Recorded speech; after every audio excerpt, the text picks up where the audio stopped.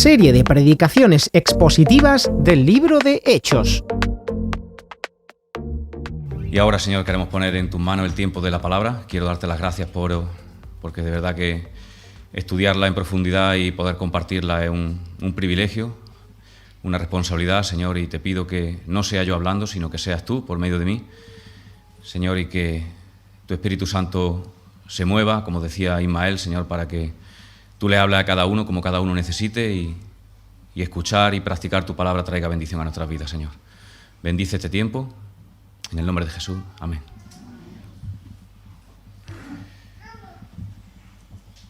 Bueno, pues saludar a los que no me ha dado tiempo. Hoy no estamos muchos, yo creo que he saludado a casi todos, pero bueno, aprovechar para hacerlo desde aquí y para hacerlo también a la gente que está siguiendo este culto o esta predicación desde casa. Seguimos con nuestras predicaciones del libro de Hechos, nuestras predicaciones ordenadas, expositivas. Y hoy vamos a ver el pasaje que se encuentra entre Hechos 21-27 hasta Hechos 23-11. Como veis, son casi 2 capítulos, así que, sintiéndolo mucho, no va a ser una predicación corta. He intentado reducirla en lo posible, pero no es corta. Entonces, espero que no os caigáis y os durmáis, como le pasó a Eutico. Y mi tranquilidad es que si os pasa, pues no vais a pasar del suelo, ¿no? Desde la silla al suelo no es tanto como de un cuarto piso.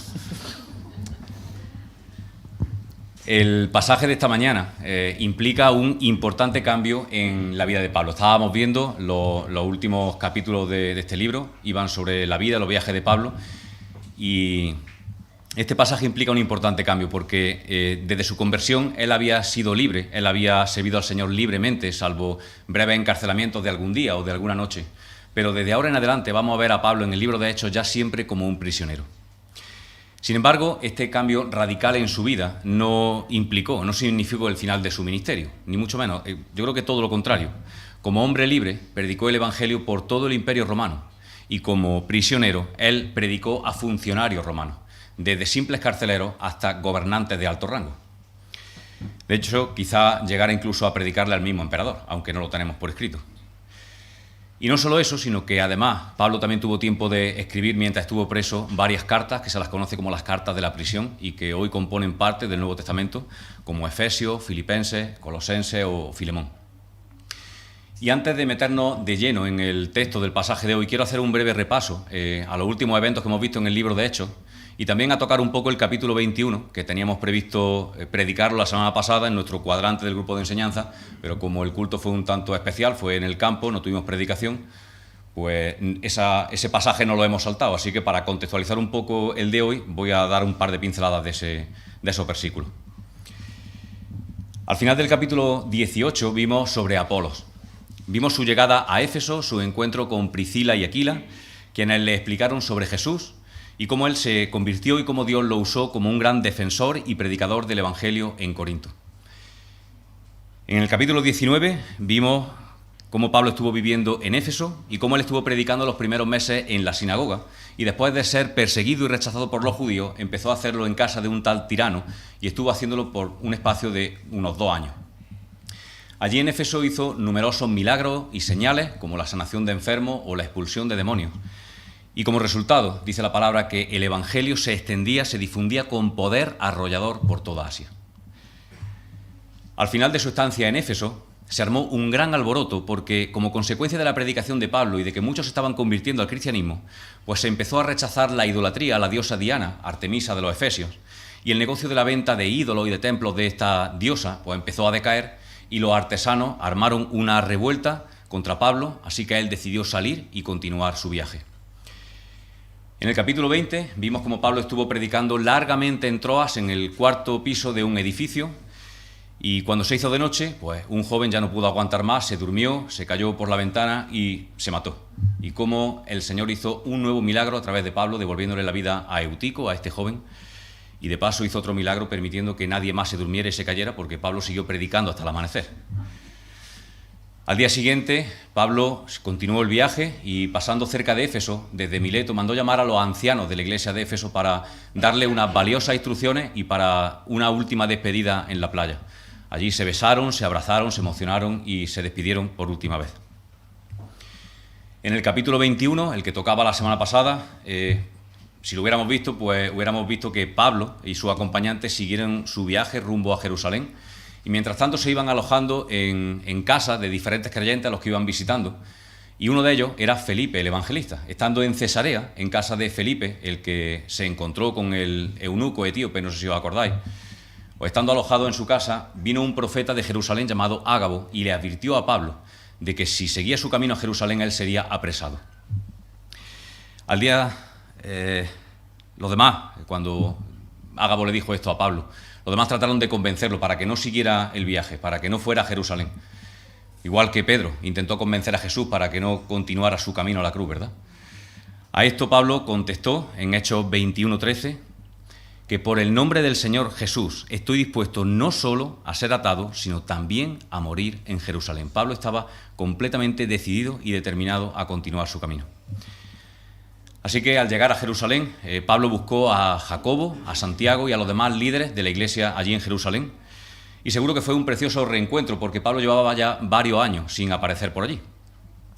Le explicó las cosas que había vivido en su viaje, los milagros que el Señor había hecho por medio de él, especialmente entre los gentiles.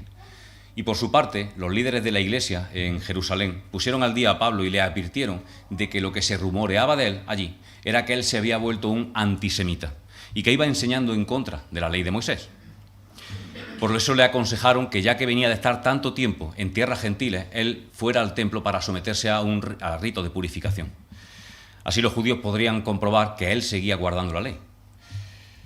Por supuesto, Pablo sabía perfectamente que esto no era necesario, que el nuevo pacto en Cristo es muy superior al antiguo pacto, pero por amor a los judíos y para no ser piedra de tropiezo para ellos, él se sometió a esos ritos de purificación. Y aquí comenzamos el pasaje de hoy, justo cuando se cumplían los 7 días y Pablo debía volver al templo para presentar su ofrenda. En el pasaje de hoy, de Hechos 21, 27 al 23, 11, vamos a ver el arresto de Pablo en Jerusalén y su defensa ante el concilio. Y como ya digo que la predicación no va a ser especialmente corta, voy a pedir a Fran que colabore conmigo y así se va rompiendo un poco la monotonía de mi voz y vosotros os despertáis. Él va a ir leyendo los textos y luego yo voy a ir avanzando en la predicación. Así que leemos el arresto de Pablo, capítulo 21, versículos del 27 al 30.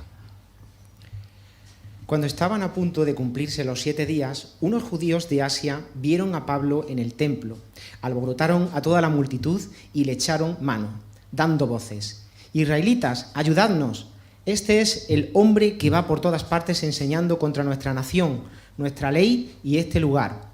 Además, ha metido a griegos en el templo y profanado así este santo lugar». Decían esto porque antes habían visto con él en la ciudad de Trófimo, de Éfeso, a quien pensaban que Pablo había metido en el templo. Toda la ciudad se alborotó y la gente se agolpó y agarraron a Pablo, lo sacaron a rastras fuera del templo y cerraron sus puertas inmediatamente. El proceso de purificación exigía que Pablo se presentara en el templo el día 3º y el día 7º. Y precisamente en esta segunda visita es cuando se encuentra allí a unos antiguos enemigos. Unos judíos de la provincia de Asia, que muy probablemente eran judíos de Éfeso, ya que reconocieron a Trófimo rápidamente y no tuvieron ningún problema tampoco en reconocer a Pablo. Él se había tirado 3 años sirviendo y viviendo allí en Éfeso, así que lo conocían perfectamente. Estos judíos se pusieron a gritar y a alborotar a la multitud que había ido a Jerusalén para celebrar la fiesta de Pentecostés. Y acusaron a Pablo de varias cosas. En primer lugar, lo acusaron de ser un antisemita, es decir, un enemigo del pueblo judío y de su religión. Pero Pablo nunca enseñó a los judíos a abandonar sus costumbres, solamente a que no se presionara a los gentiles, a que las observaran. Esta acusación de ir contra los judíos era completamente absurda, porque Pablo demostraba en cada ciudad a la que iba que su primera intención siempre era buscar la sinagoga local y predicar el evangelio primeramente a los judíos. En segundo lugar, lo acusaron de oponerse a la ley. Pentecostés, la fiesta que se estaba celebrando en esos días, era originalmente una celebración de los primeros frutos de la cosecha. Pero en los días de Pablo llegó a ser una celebración de la entrega de la ley a Moisés en el monte Sinaí. Así que una forma segura de enfadar a las multitudes era acusar a Pablo, precisamente durante la celebración de esa fiesta, de que enseñaba en contra de la ley. En tercer lugar, lo acusaron de hablar contra el templo. Evidentemente esto también era falso. Y es curioso porque también Jesús y Esteban tuvieron que soportar esta falsa acusación. Y en cuarto lugar, lo acusaron de haber metido a griego en el templo y haberlo profanado. Simplemente porque habían visto a Pablo en la ciudad en compañía de Trófimo, que efectivamente era griego, era de Éfeso, ya supusieron que lo había metido en el templo. Pero esta acusación también era absurda porque Pablo jamás pondría en riesgo la vida de su amigo. Mira, en aquel tiempo los romanos permitían a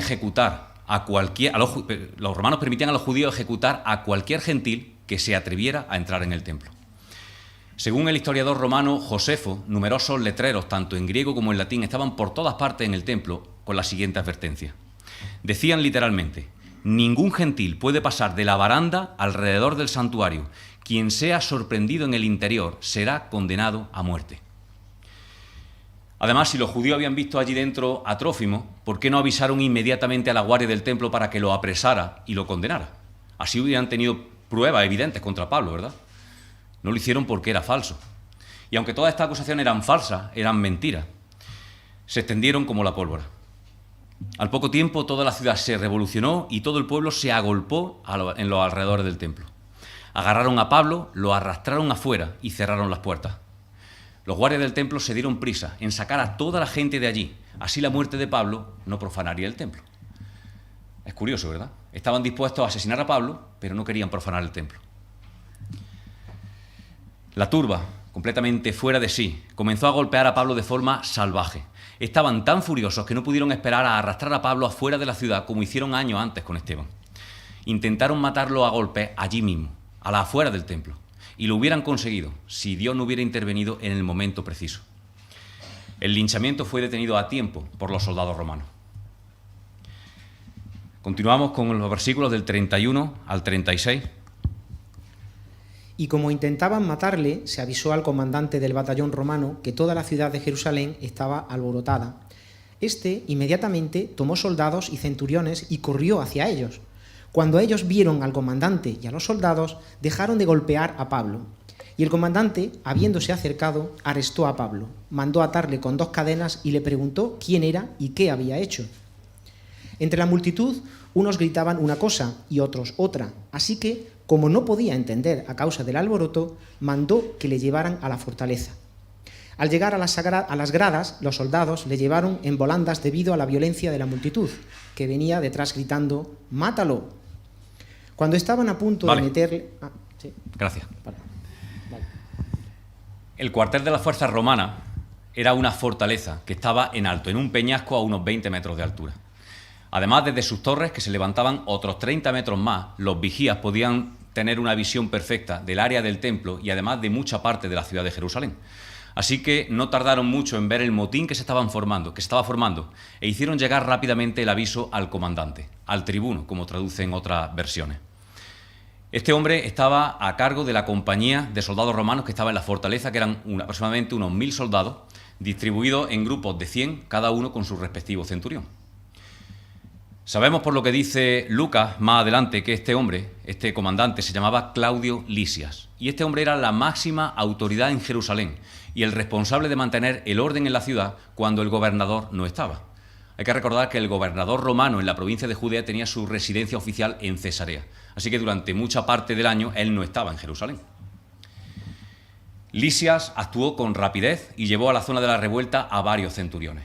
Esto implica que se dejó caer allí probablemente con 300, 500 soldados, así que la revuelta se desbarató rápidamente en cuanto llegaron y Pablo pudo salvar su vida. Cuando la turba se disolvió un poco, el comandante vio a Pablo seguramente en medio de la nube de polvo que se deshacía y lo vería allí malherido en el suelo, con la ropa rota, ensangrentado. Así que debió suponer que era un criminal y que debía haber hecho algo muy grave para tener a toda la ciudad encima buscando matarlo. Después de arrestarlo, el comandante Lisias mandó que ataran a Pablo entre 2 soldados con 2 cadenas, cumpliéndose así la profecía de Ágabo un poco tiempo antes, cuando fue a Cesarea a advertir a Pablo de que eso iba a pasar. El comandante preguntó quién era Pablo y qué es lo que había hecho. Y en medio de la confusión, unos gritaban una cosa, otros gritaban otra. Imaginaos a cientos de personas intentando explicarle al comandante a gritos quién era Pablo y qué es lo que había hecho sin que realmente la mayoría lo supiera. porque las acusaciones habían sido levantadas por unos pocos judíos de la provincia de Asia, que habían sido los que habían iniciado la revuelta. La mayoría de la gente ni siquiera sabía qué hacía allí. Al darse cuenta que sería imposible sacar nada en claro y que la gente se estaba empezando a alterar mucho de nuevo, imaginad la furia de la gente contra Pablo, que los soldados tuvieron que cogerlo en vilo, en volanda, para que no alcanzaran a seguir golpeándolo. El comandante mandó llevar a Pablo de nuevo a la fortaleza y allí tenía la intención de interrogarlo bajo tortura, para que él mismo confesara quién era y qué es lo que había hecho. Mientras se lo llevaban, la multitud furiosa gritaba: ¡muera! ¡Mátalo! Probablemente muchos de los que, o algunos de los que había allí más viejos en ese lugar, gritando esas palabras ese día, quizá muchos años antes habían estado en el mismo sitio, pidiendo también a gritos la muerte de Jesús. Pablo era el vivo ejemplo de las palabras del Señor, de las palabras de Jesús años antes, cuando dijo que el siervo no es mayor que su Señor. Y Pablo estaba sufriendo una persecución y una violencia parecida a la que sufrió Jesús. Durante todo el tiempo de su vida que Pablo estuvo preso, él hizo que tengamos constancia 6 defensas en ocasiones distintas. Ante la turba, este día en Jerusalén, ante el concilio judío al día siguiente, estas 2 son las que vamos a ver hoy. Después ante Félix, ante Festo, ante Herodes Agripa y por último ante los judíos de Roma. Seguramente hizo más defensas de las que no tenemos constancia por escrito y, como decía antes, muy probablemente una de ellas fuera ante el mismísimo César, ante el que él apeló. Hoy vamos a ver las 2 primeras defensas, ante la turba en Jerusalén y ante el concilio judío. Continuamos la lectura por el capítulo 21, versículos del 37 al 40. Cuando estaban a punto de meterle en la fortaleza, Pablo dijo al comandante: ¿se me permite decir algo? Él preguntó: ¿sabes hablar griego? ¿No eres tú aquel egipcio que en otro tiempo levantó una sedición y condujo al desierto a 4000 sicarios? Pablo respondió: no, soy judío y nací en Tarso, una ciudad importante de Cilicia. Te ruego que me permitas hablar al pueblo. Concedido el permiso, Pablo se puso de pie sobre las gradas e hizo señal con la mano al pueblo. Se hizo un profundo silencio y comenzó a hablar en lengua hebrea, diciendo... Sí, ¿veis? Que Pablo pudiera preguntarle al comandante Lisias si le permitía hablar, quiere decir que el comandante se había quedado cerca de él. Y al escucharlo hablar en griego se sorprendió. Se sorprendió porque el idioma griego era el idioma de la gente culta, educada, no de criminales simples como Lisias había supuesto que era Pablo. Entonces le preguntó: ¿no eres tú aquel egipcio? Y el comandante se estaba refiriendo a un falso profeta que años antes había levantado una revuelta contra los romanos, había seguido por miles de seguidores a los que se refiere como sicarios. Esta revuelta fue sofocada por los soldados romanos, pero el líder, el que levantó esta revuelta, el egipcio, y algunos de sus seguidores pudieron huir. A los seguidores de este egipcio el comandante se refiere como sicarios, y estos sicarios eran un grupo de judíos radicales, enemigos a muerte de los romanos, que incluso no dudaban en matar a otros judíos a los que consideraban colaboradores de Roma. Estos sicarios eran especialmente activos durante las fiestas en las que se congregaba mucha gente y podían actuar con cierta impunidad. Así que Lisias pensó que Pablo era uno de ellos y que la multitud lo había pillado en el mismo momento de asesinar a alguien y por eso querían matarlo. Pero por supuesto Pablo ni era sicario ni era egipcio. Él se identificó ante el comandante como un hombre judío de Tarso. Fijaos que en este momento no dijo nada de su ciudadanía romana. Y él se refirió a Tarso como una ciudad no insignificante, dando a entender que era un sitio importante. Realmente Tarso era un sitio importante, era un centro cultural que tenía una universidad que estaba a la altura de la de Atenas o la de Alejandría. Además era la cuna de los filósofos estoicos, allí estaba la escuela del estoicismo. Que Pablo fuera de una ciudad cultural explicaba su perfecto dominio del idioma griego. Después de identificarse, Pablo le pidió permiso al comandante para hablar a la multitud. Recordemos que Pablo, minuto antes, acababa de ser linchado por esa multitud, que querían matarlo. Estaba magullado, ensangrentado, dolorido, y aún así, en ese momento pidió hablarle. Eso demostraba firmeza y carácter. Por eso esa petición se ganó el respeto del comandante Lisias, que le dio permiso, entre esperanzado de poder resolver a qué se debía tanto alboroto y temeroso de que la gente se enfureciera aún más. Así que Pablo levantó las manos pidiendo calma, pidiendo silencio, y para sorpresa de todos la gente guardó silencio para escuchar atentamente al hombre que un poco antes querían matar. Versículos del 1 al 5 del capítulo 22. Hermanos y padres, escuchad ahora mi defensa ante vosotros. Al oír que les hablaba en lengua hebrea, guardaron aún más silencio. Él les dijo: yo soy judío, nacido en Tarso de Cilicia, pero criado en esta ciudad e instruido con esmero por Gamaliel en la ley de nuestros antepasados, celoso de Dios como hoy lo sois todos vosotros. Yo perseguí este camino hasta la muerte y apresando y metiendo en la cárcel a hombres y mujeres. De ello pueden dar testimonio el sumo sacerdote y todos los ancianos, de quienes recibí cartas para los hermanos de Damasco, a donde fui para traer presos a Jerusalén a los que estuvieran allí con el fin de que fueran castigados. Pablo se dirige a la gente en hebreo, en arameo, en lengua hebrea, demostrando así inteligencia y empatía con ellos y haciendo el esfuerzo para ganarse su confianza. De repente, los allí presentes piensan que un judío de la dispersión que habla un perfecto hebreo merece ser escuchado. Y sorprendentemente, Pablo no aprovecha para recriminarles nada ni los insulta, sino que con un tono tranquilo y conciliador se dirige a ellos, diciéndole: varones, hermanos y padres, escuchad mi defensa ahora ante vosotros. Entonces les cuenta su conversión, cómo él había pasado de ser el más violento perseguidor del cristianismo a ser su más grande misionero. Y Pablo lo hace como siempre, poniendo todo el énfasis, no en sus logros o en sus méritos personales, sino en el poder y en la gracia de Dios. Solo quiero comentar algunos detalles respecto a la defensa de Pablo. Él comienza negando la falsa acusación de que se oponía al pueblo judío diciendo: yo de cierto soy judío. Realmente él era un judío impecable. Aunque había nacido en Tarso, él se había criado desde pequeño en Jerusalén, como dice algunas traducciones, a los pies de Gamaliel. Gamaliel era el rabino más venerado de la época. Como alumno suyo, Pablo había sido educado estrictamente en cuanto a la ley judía y se había convertido en un fariseo intachable, como él dijo de sí mismo cuando le escribió a los filipenses. Por eso la acusación de que se oponía a la ley era ridícula. Él mismo, en su carta a los romanos, en Romanos 7:12, él escribía que la ley es santa, justa y buena. También él declaró que era celoso de Dios, como lo estaban siendo ellos. Y esto es sorprendente, porque lo está excusando por lo que acababan de hacer.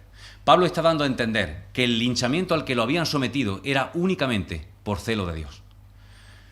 Si alguien podía entender a la multitud, si alguien podía empatizar con ellos, ese era Pablo. Pablo, años antes, también se había dejado llevar por su religiosidad radical, hasta el punto de colaborar en la muerte de muchos cristianos. Pablo había sido el más terrible perseguidor de la Iglesia, hasta el punto de que solamente mencionar su nombre echaba a temblar a los cristianos. Él, como le escribió a los Gálatas, asolaba a la Iglesia. Así que Pablo entendía bien la ceguera espiritual que impedía a la multitud ver la barbaridad que querían hacerle. Y si alguien dudaba aún del celo de Pablo por Dios, Pablo hizo mención al Sanedrín, al sumo sacerdote y a los ancianos, ya que estuvo a su servicio y recibió directamente de ellos carta de extradición, carta para traer a todos los cristianos que se encontrara y fueran castigados en Jerusalén. Seguro que los componentes del Sanedrín ahora no eran los mismos que aquellos a los que Pablo se estaba refiriendo, porque de aquello hacía muchos años. Pero yo estoy seguro de que entre esos 70 líderes judíos que formaban el Sanedrín, alguno quedaría de aquella época que todavía recordaba bien a Pablo. Así que Pablo, su conducta antes de su conversión, negaba las acusaciones que le estaban haciendo. Es más, lejos de ser un enemigo de su pueblo, como él mismo escribió a los Gálatas. En Gálatas 1:14 él decía que aventajaba a muchos de los de su pueblo, siendo mucho más celoso de las tradiciones de sus padres. Nadie que conociera realmente a Pablo ponía a poner en duda su amor, su respeto por Dios y por la ley. Ahora, en los versículos del 6 al 21, que no los vamos a leer, Pablo relata, después de relatar cómo él era antes, él relata su conversión, su encuentro con el Señor camino a Damasco y el encargo que recibió tiempo después directamente de Dios para que fuera a los gentiles. Y no vamos a detenernos en esta parte, como digo, porque ya vimos con detalle la conversión de Pablo en el capítulo 9. Quiero recordar que estuvo a cargo de Isaac sobre el mes de abril. Así que si alguien quiere repasar o quiere profundizar en los detalles de la conversión de Pablo, puede irse al canal de YouTube de la Iglesia y buscar la predicación de Hechos capítulo 9. Lo que sí quiero decir es que Pablo, en su exposición, intentó con sus explicaciones dejar claro que él había hecho, o sea, que todo lo que había hecho y todo lo que había dicho en los últimos años había sido en obediencia a Dios. Así que acusarlo a él implicaba directamente acusar a Dios. Pablo se esforzó por hacer entender a sus oyentes que Dios había cambiado su vida, que lo había transformado de ser un hombre lleno de odio, que respiraba aún amenazas de muerte, como él mismo decía de sí mismo, a ser alguien movido por el amor a Dios y por el amor a los demás. De hecho, por ese amor a los demás, él estuvo en peligro de muerte muchas veces. Él pasó de ser un asesino de cristianos a ser el mayor defensor del cristianismo. Y Pablo pensó erróneamente que su testimonio, la transformación radical que el Señor había hecho en su vida, convencería de la verdad del Evangelio a los judíos incrédulos, a la multitud. Pero por desgracia no fue así. En cuanto él mencionó que el Señor lo envió a predicar a los gentiles, en cuanto él nombró a los gentiles, se desató la furia de nuevo. Mirad lo que dice a partir del versículo 22 y 23 del capítulo 22. Hasta este momento estuvieron escuchando, pero al oír esto comenzaron a gritar: «¡Quítalo de en medio! Gente así no merece vivir». Y como no dejaban de vociferar, de agitar sus mantos y de arrojar el polvo al aire, los judíos no pudieron soportar el hecho de que Pablo dijera que Dios lo había enviado a los gentiles. Esto para ellos era una aberración, que Dios permitiera la salvación de los gentiles sin convertirse primero al judaísmo, es decir, sin pasar por la circuncisión y por la observancia estricta de la ley. Eso para ellos era una blasfemia, era una herejía. No podían tolerar que Pablo equiparara a los gentiles con los judíos y que los pusiera a la misma altura a los ojos de Dios. Recordad que incluso a Pedro le costó trabajo entender esto cuando fue enviado a Cornelio. Por eso se enfurecieron de nuevo, gritando: «¡Quita de la tierra a ese hombre! ¡No merece vivir!». Fijaos el odio que le tenían a los gentiles. Versículos del 24 al 29. El comandante mandó que le llevaran a la fortaleza y que allí le azotaran a ver si confesaba, y de esa forma era posible averiguar la razón del griterío contra él. Pero cuando le ataron con correas, Pablo dijo al centurión que estaba presente: «¿Tenéis derecho a azotar a un ciudadano romano sin haber sido condenado?». Cuando el centurión oyó esto, fue y dio aviso al comandante diciendo: «¿Y ahora qué vas a hacer? Este hombre es ciudadano romano». Vino el comandante y le dijo: «Dime, ¿eres ciudadano romano?». Él respondió: «Sí». Replicó el comandante: «A mí me costó una fortuna adquirir la ciudadanía». Entonces Pablo dijo: «Pues yo la tengo por nacimiento». De inmediato los que iban a interrogarle le apartaron de él. Incluso el propio comandante tuvo miedo al saber que había mandado encadenar a un ciudadano romano. Puesto que el alboroto estalló de nuevo, el comandante Lisias mandó que metieran a Pablo en la fortaleza.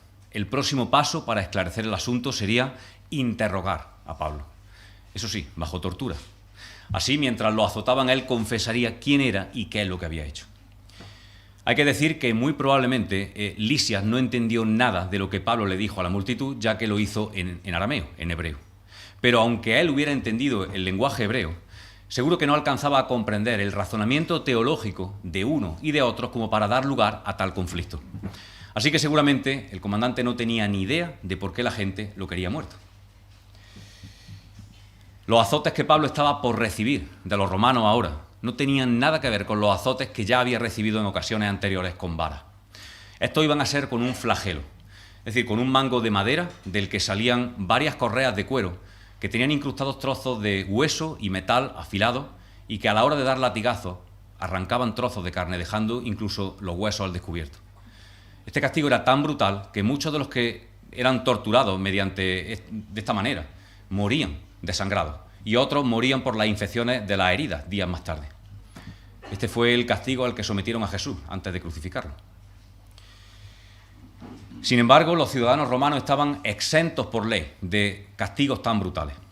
Fijaos en la siguiente afirmación de Cicerón, un famoso político y filósofo romano. Él escribió: «Amarrar a un ciudadano romano es un crimen. Azotarlo, flagelarlo, es una abominación. Matarlo es un asesinato. Crucificarlo es, ¿qué? No hay palabra adecuada para describir cosa tan horrible. Por eso cuando Pablo se vio atado con correa y al borde de ser maltratado como nunca antes, en verdadero peligro de muerte, él tranquilamente, con calma, le dijo al centurión: ¿es lícito azotar a un ciudadano romano antes de ser juzgado y condenado? Cuando el centurión escuchó esto, fue corriendo y dio aviso al comandante y le dijo: ¿qué va a hacer? Este hombre es ciudadano romano. Yo estoy seguro de que el comandante Lisias se sorprendió al escuchar esto, pero no lo puso en duda.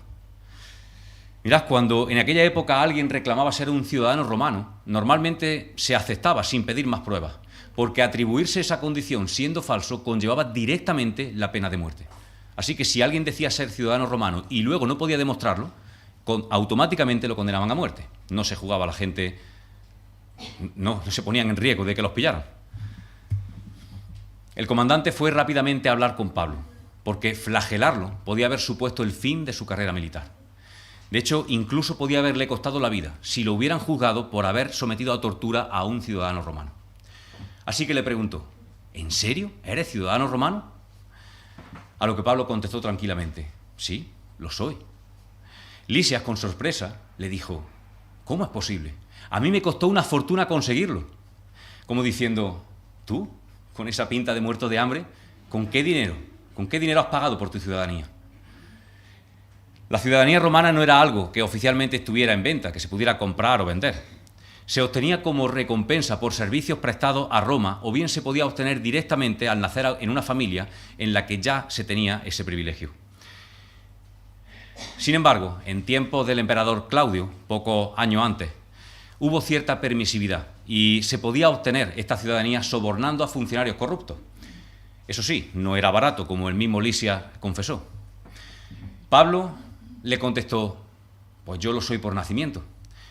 A diferencia de Lisias, Pablo no había pagado ni un solo denario por su ciudadanía romana.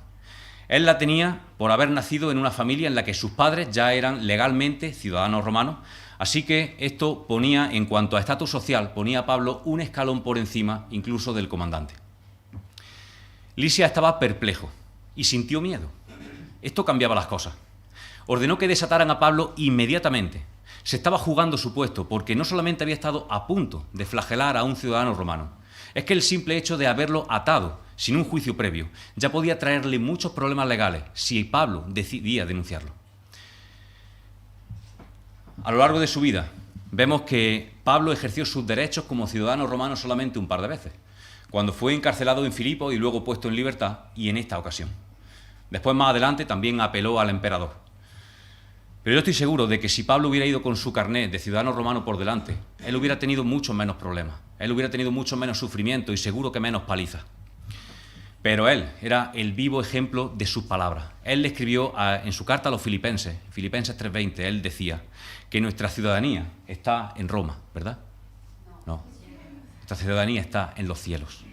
Eso era lo que realmente le importaba a Pablo y lo que lo motivaba a sufrir lo que hiciera falta en este mundo por amor a las cosas del reino. La conducta de Pablo durante toda esta terrible experiencia, que pondría a prueba las emociones de cualquiera, fue ejemplar. Su comportamiento fue admirable y quiero que veamos algunos de los principios que nosotros podemos poner en práctica, que nosotros podemos tomar de su actitud para nuestra vida diaria. En primer lugar, Pablo aceptó su situación como Dios la ordenó. Él ya sabía desde tiempo atrás que sería apresado cuando llegara a Jerusalén. El profeta Ágabo se lo dijo, y aún así, él siguió con determinación su camino. De hecho, el mismo Pablo, en su despedida de los ancianos de Éfeso, en Hechos 20:23, él les dijo: lo único que sé es que en todas las ciudades el Espíritu Santo me asegura que me esperan prisiones y sufrimientos. Entonces, ¿cómo era Pablo capaz de aceptar todas estas situaciones con tanta entereza? Bueno, él lo dijo un versículo después, en Hechos 20:24. Él les dijo: considero que mi vida carece de valor para mí mismo, con tal de que termine mi carrera y lleve a cabo el servicio que me ha encomendado el Señor. Pablo tenía sus prioridades muy claras. Él tenía la mente puesta solamente en las cosas de Dios, sin importarle cualquier cosa terrenal. Él era verdaderamente libre, porque ninguna cosa mundana lo ataba o lo condicionaba. En segundo lugar, Pablo usó sus circunstancias como una oportunidad. La multitud se había reunido, se había agolpado a su alrededor para lincharlo y para matarlo. Sin embargo, él no se dejó llevar por sus emociones. Y esto le permitió ver a un auditorio único para escuchar el Evangelio, en lugar de ver una turba furiosa que buscaba su muerte. Él estaba viendo a esas personas no con su ojo, sino con los del Señor, como Jesús veía a las multitudes. Por eso pudo aprovechar la ocasión para exponerle el Evangelio y para explicarles cómo Dios había transformado su vida. En tercer lugar, Pablo fue conciliador hacia sus perseguidores. Él no estaba resentido con ellos, él no los insultó, no buscó venganza. Al contrario, él se dirigió a ellos con palabras amistosas. Él les dijo, varones, hermanos y padres. Él buscaba el bien de ellos. Él puso en práctica lo que le escribió en su carta a los romanos, en Romanos 12:14, cuando él decía, bendecid a los que os persiguen, bendecid y no maldigáis. Eso es lo que Pablo estaba haciendo ese día. Y por último, aunque quizá deberíamos ponerlo en primer lugar, Pablo actuó movido por amor a Dios, que fue lo que llenó su corazón de amor por los demás. Pablo siguió su camino a Jerusalén por amor a los cristianos que había allí, porque llevaba una ofrenda para ellos. Y una vez apaleado por la multitud, fue su amor por sus compatriotas, por los judíos no salvos, lo que lo movió a verlos con compasión y predicarles el Evangelio. Practicando estos principios, podemos dar un testimonio impactante, aún en situaciones difíciles. Seguro que nosotros no nos vamos a ver perseguidos por una multitud que busca apalearnos hasta la muerte, pero seguro que sí nos vamos a ver en circunstancias difíciles, de sufrimiento, en circunstancias en las que los ojos de muchos van a estar puestos en nosotros para ver cómo hablamos, cómo nos comportamos. Y quiero deciros que tenemos las mismas condiciones y las mismas herramientas que tenía el apóstol Pablo para dar un testimonio impactante. Tenemos una naturaleza afectada por el pecado que nos hace débiles, como Pablo. Pero también hemos creído en Jesús para salvación, como hizo Pablo.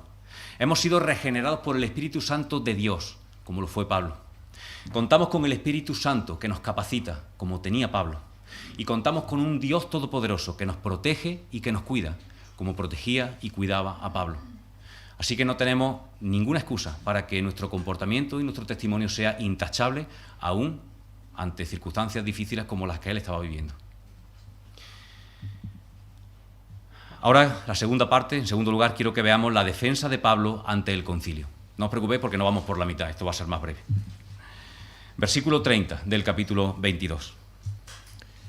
Al día siguiente, queriendo saber con certeza la causa por la que le acusaban los judíos, le liberó de las cadenas y mandó venir a los principales sacerdotes y a todo el concilio, e hizo comparecer a Pablo ante todos ellos. El comandante Lisias había tenido toda la noche para pensar cómo resolver el caso. Él sabía que todo el conflicto venía por razones teológicas, así que decidió organizar una vista entre Pablo y sus acusadores. Aun siendo la más alta autoridad de Jerusalén, si el gobernador no estaba, el comandante Lisias no tenía autoridad religiosa para convocar al concilio, pero sí tenía autoridad para reunirlo si los intereses de Roma se veían afectados. Y estaba claro que la situación con Pablo comprometía seriamente la paz y la seguridad pública. Así que, queriendo esclarecer las cosas de una vez por todas, mandó llamar a todo el concilio y presentó a Pablo ante ellos. Esta no fue una convocatoria formal del Sanedrín.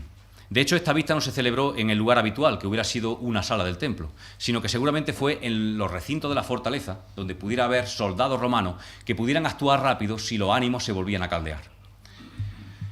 Esta comparecencia de Pablo ante el concilio judío es la última vez que podemos leer en la Biblia, que ellos tienen la oportunidad de escuchar la verdad del Evangelio. Antes que Pablo, Jesús mismo estuvo ante ellos. Después, en este libro de Hechos, hemos visto que Pedro y Juan fueron puestos a su disposición. Un poco después, todos los apóstoles juntos. Más adelante, Esteban ofreció un testimonio intachable cuando fue juzgado ante el concilio. Y ahora Pablo. Así que vemos que al menos 5 veces este órgano formado por 70 líderes judíos tuvieron la oportunidad de ser confrontados con el Evangelio. Y las 5 veces con el mismo resultado. Su endurecimiento más absoluto y su rechazo por Cristo, por sus seguidores y por su mensaje. Versículo 1 del capítulo 23. Entonces Pablo, con la mirada fija en los miembros del concilio, dijo: Hermanos, yo con toda buena conciencia he vivido delante de Dios hasta el día de hoy. Ya en esta ocasión seguramente Pablo se dirige al concilio en griego, ya que él sabía que el motivo de ese encuentro era que el comandante pudiera enterarse de qué es lo que estaba pasando. Así que cuando estuvo frente a ellos, Pablo no evitó la confrontación, no se dejó intimidar y se quedó mirándoles fijamente. Probablemente esto fuera porque él tenía problemas de visión y también quizá quisiera ver si era capaz de identificar algunos de los componentes del Sanedrín, de su época anterior. Pero lo que es seguro es que él tenía su confianza en Dios y él no tenía nada que esconder, ni nada que temer, ni nada de lo que avergonzarse. Por eso él podía mantener la mirada. De hecho, él les dijo: yo tengo la conciencia tranquila delante de Dios. Como diciéndole: no me importan vuestras acusaciones, no me importa lo que vosotros penséis de mí, lo que me importa es lo que Dios piensa de mí. Y delante de Él tengo la conciencia tranquila. Qué bonito poder decir eso, ¿verdad? Ojalá pudiéramos decirlo todos siempre. Esto no quiere decir, por supuesto, que Pablo pensara de sí mismo que él era perfecto. De hecho, él era plenamente consciente de su tendencia al pecado, como él escribió en los Romanos. Él describió su lucha, la lucha entre lo carnal y lo espiritual. Lo que quería decir Pablo es que él no sentía ninguna culpa por las acusaciones que estos judíos estaban vertiendo sobre él. Él sabía que era inocente. Versículos del 2 al 5. El sumo sacerdote Ananías ordenó a quienes estaban junto a él que le golpearan en la boca. Entonces Pablo le dijo: Dios te golpeará a ti, hipócrita. ¿Estás sentado ahí para juzgarme conforme a la ley y violas la ley mandando que me golpeen? Los que estaban presentes preguntaron: ¿Cómo te atreves a insultar al sumo sacerdote de Dios? Pablo respondió: No sabía, hermanos, que fuera el sumo sacerdote, pues escrito está: no maldecirás a un príncipe de tu pueblo. Ofendido e indignado por la afirmación de Pablo de que tenía la conciencia tranquila delante de Dios, el sumo sacerdote Ananías ordenó que le golpearan en la boca. Y el verbo que se traduce del griego para golpear implica algo más que una bofetada. Seguramente le dieron fuerte. Este Ananías, según los historiadores, fue uno de los sumos sacerdotes más crueles, más malos y más corruptos que jamás ocuparan el cargo. Estudiando el pasaje leía un montón de detalles escabrosos sobre este hombre, pero no van a aportar ahora gran cosa, no son relevantes y harían que nos extendiéramos más. Así que simplemente quedaros con que era muy malo y muy corrupto. Cuando Pablo fue golpeado por orden de suya, por orden de Ananías, se encendió de ira por la injusticia que el sumo sacerdote acababa de cometer públicamente. Por eso le dijo: Dios te golpeará a ti, hipócrita, pared blanqueada. ¿Tú vas a juzgarme conforme a la ley y tú mismo la quebrantas, mandando que me golpeen? Pablo estaba furioso por el golpe que acababa de recibir injustamente, pero estaba aún más furioso por el poco respeto que el sumo sacerdote estaba mostrando por la ley, violándola públicamente. La reacción de Pablo fue lógica, pero no fue justificable.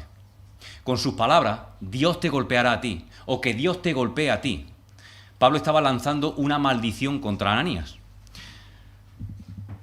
En esta ocasión Pablo se dejó llevar por sus emociones y se dirigió al sumo sacerdote sin el respeto que su cargo merecía, por muy corrupto que fuera. Esto me recuerda cuando Jesús también fue golpeado de forma injusta, cuando fue juzgado. Jesús simplemente preguntó: si he hablado mal, dime en qué he hablado mal. Y si he hablado bien, ¿por qué me golpeas? Aunque Pablo generalmente era piadoso y era un excelente imitador de Jesús, Pablo no era Jesús. Pablo era un hombre con su naturaleza afectada por el pecado y a veces esto le jugaba malas pasadas. Y me gusta que Lucas describa a Pablo con su carácter, tal cual era, con sus defectos y con sus virtudes. Y en esta ocasión, la carne de Pablo prevaleció. Los allí presentes se escandalizaron de que Pablo fuera capaz de dirigirse así al sumo sacerdote. Por eso le recriminaron: ¿te atreves a insultar al sumo sacerdote de Dios? El lenguaje de Pablo, el lenguaje fuerte, cuando le dijo: Dios te golpeará a ti, pared blanqueada, fue una expresión de ira. Fue algo que él mismo reconoció inmediatamente, que violó la ley de Dios. Aunque era corrupto y malo, el sumo sacerdote ocupaba un cargo que merecía respeto. Y Pablo, la verdad es que le faltó al respeto con eso que le dijo. Pero lo importante es que Pablo mostró humildad y rectificó inmediatamente, reconociendo su falta. Aunque había sido provocado por el sumo sacerdote, él era 100% responsable de su acto y admitió que había violado la ley, había violado el mandamiento de Dios de no maldecir a un gobernante. De hecho, incluso citó este pasaje para mostrar su respeto por la ley de Dios. Esto se encontraba en Éxodo 22, 28. La reacción de Pablo en ese momento fue la de un cristiano maduro, que reconoce su pecado de manera rápida, de manera inmediata, viendo su pecado a la luz de la santidad de Dios y no a la luz de la maldad de quien lo había provocado. Aquí vemos que el pecado de alguien nunca justifica nuestro propio pecado. Siempre somos 100% responsables de lo que hacemos, de lo que decimos y de lo que pensamos, independientemente de las circunstancias e independientemente de la provocación que tengamos delante. Pablo se excusó diciendo que no sabía que era el sumo sacerdote. Es probable que la explicación de que no lo reconociera fuera que, además de que su vista no era buena, es que llevaba años sin visitar Jerusalén. Además, esta comparecencia se estaba llevando a cabo en un lugar no habitual, en los recintos de la fortaleza. Así que es probable que el sumo sacerdote no estuviera vistiendo sus vestiduras sacerdotales y evidentemente no ocupaba su lugar en su sillón que ocuparía en la sala del templo. De ser así, Pablo sí lo hubiera reconocido. Pero sea esta explicación o sea cualquier otra, lo importante es que Pablo fue humilde y admitió la responsabilidad por sus palabras de manera inmediata. Versículos del 6 al 10. Pablo, dándose cuenta de que unos eran saduceos y otros fariseos, alzó la voz en el concilio para decir: Hermanos, yo soy fariseo, hijo de fariseo, y se me juzga por la esperanza de la resurrección de los muertos. Al decir esto, se suscitó una discusión entre los fariseos y los saduceos, y la asamblea se dividió. Los saduceos dicen que no hay resurrección, ni ángeles, ni espíritus, mas los fariseos confiesan estas cosas. Entonces se produjo un gran vocerío y los escribas pertenecientes a los fariseos se levantaron y protestaron diciendo: Ningún mal hallamos en este hombre. ¿Quién sabe si le ha hablado un ángel o un espíritu? No resistamos a Dios. Como la discusión se agravaba, el comandante temió que Pablo fuera despedazado por ellos y mandó venir a un grupo de soldados para que le sacasen de allí y le llevaran a la fortaleza. Pablo continúa su defensa y ahora demuestra un magistral manejo de la situación. Seguramente él no tenía un físico imponente, pero hablando en público era muy elocuente e inteligente, y mentalmente era muy rápido y muy hábil.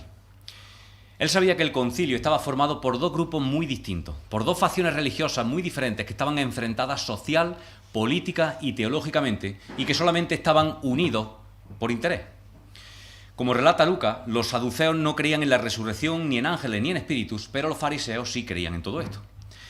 La doctrina de la resurrección separaba diametralmente a saduceos y a fariseos. Sin embargo, sí era algo que tenían en común los fariseos y los cristianos. Y Pablo, como un fariseo ejemplar y un profundo conocedor de todo esto, pone encima de la mesa estas diferencias y dijo que él se veía allí por eso precisamente, por su esperanza en la resurrección de los muertos. Hay un dicho, no sé si lo habéis escuchado alguna vez, que dice que no hay nada que una más que tener un enemigo común. Dos personas se pueden llevar mal entre sí, pero si tienen un enemigo común ya buscarán la manera de ponerse de acuerdo. Pues eso es lo que estaba pasando allí entre fariseos y saduceos, y Pablo lo sabía. Y él fue muy hábil, provocando que esos dos bandos se distanciaran, se posicionaran. Y cómo no, los fariseos tomaron partido por él y salieron en su defensa. Ningún mal hallamos en este hombre. Igual le ha hablado un ángel o un espíritu. No resistamos a Dios. Pablo fue inteligente, provocando el conflicto entre ellos y desbaratando la unión que había contra él, provocando el enfrentamiento.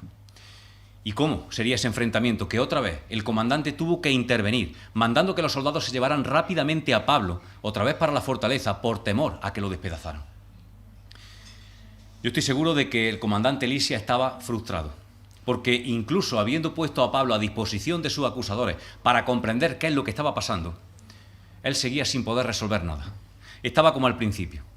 Así que decidió dejar a Pablo encerrado, no por nada que hubiera hecho, sino para protegerlo de sus paisanos, de la ira de los judíos. Y por último vemos el versículo 11 del capítulo 23. A la noche siguiente se le presentó el Señor a Pablo y le dijo: Ten ánimo, Pablo, pues como has testificado de mí en Jerusalén, es necesario que testifiques también en Roma. Por último vemos que esa misma noche, cuando se armó la revuelta y el comandante volvió a meter a Pablo en la fortaleza, probablemente estaba Pablo asustado y angustiado en el arresto, en la celda, y el Señor se le aparece. Se le aparece como se le apareció en Corinto para consolarlo y para animarlo. Jesús le dice en persona: ten ánimo, Pablo, igual que has testificado de mí aquí en Jerusalén, es necesario que lo hagas también en Roma. Con estas palabras el Señor estaba haciendo dos cosas. Por un lado, estaba elogiando a Pablo, estaba reconociendo su trabajo, estaba confirmando que Pablo había cumplido fielmente el propósito que se le había encomendado, aunque los resultados no fueran los deseables. Y en segundo lugar, estaba haciéndole la promesa de que algún día estaría en Roma testificando también allí. Y esto era genial, porque el Señor no solamente estaba confirmando que Pablo cumpliría su deseo de llegar a Roma, sino que además estaba asegurándole su protección y garantizando que al menos Pablo viviría hasta llegar allí. Esto fue un motivo de esperanza para Pablo y esta seguridad lo sustentó en muchas ocasiones, en muchos sufrimientos que tuvo que pasar hasta que llegó a Roma. Porque, eso sí, Jesús le dijo que llegaría a Roma, pero no le dijo que fuera en un crucero de lujo. Pablo tardó bastante en llegar y durante ese viaje sufrió muchas penurias e incluso estuvo en riesgo de muerte muchas veces. Pero él sabía que el Señor iba a conservarle la vida hasta que llegara a Roma. Y quiero terminar con unas palabras que Pablo le escribía a los Corintios en su segunda carta, diciéndoles que Dios nos consuela en todas nuestras tribulaciones. Pablo le decía que él estaba lleno de consolación y que Dios consuela a los deprimidos. Pablo podía escribir estas palabras con conocimiento de causa, porque él lo había experimentado en muchas ocasiones. Señor, queremos darte las gracias por tu palabra. Queremos darte las gracias, Señor, por la vida de Pablo y por lo que ha llegado hasta nuestros días, Señor, en el testimonio de Lucas. Gracias por su ejemplo, gracias por tu poder actuando en su vida y como podemos ver, Señor, que tú sigues siendo el mismo Dios que lo cuidaba y que lo protegía. Quiero pedirte, Señor, que nos ayude a ser hacedores de tu palabra, que nos ayude, Señor, a tener una conciencia limpia, como él decía, delante de ti, Señor. Ayúdanos a velar por nuestra santidad, para tener esa conciencia limpia delante de ti en todo momento. Ayúdanos, Señor, a